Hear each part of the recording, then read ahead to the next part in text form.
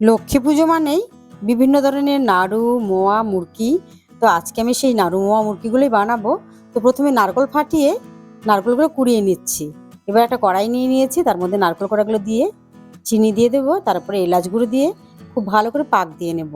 তো নারকেল গুঁড়ো যখন পাক দেবেন বন্ধুরা, তখন খেয়াল রাখতে হবে নারকেলের একটা দলা পাকিয়ে আসবে, যখন সুন্দর আঠা আঠা ভাব হবে।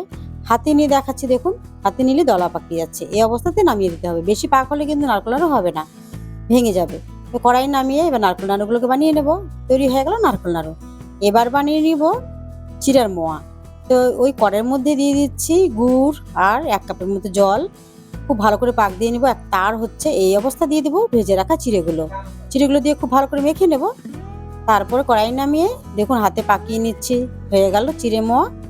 এবার বানিয়ে নেব মুড়ির মোয়া। একই পদ্ধতিতে কড়াইতে গুড় আর জল দিয়ে খুব ভালো করে পাক দিয়ে দেবো মুড়ি। তো মুড়িগুলো খুব ভালো করে মেখে নিয়ে তারপর দেখুন তৈরি হয়ে গেল মুড়ির মোয়া।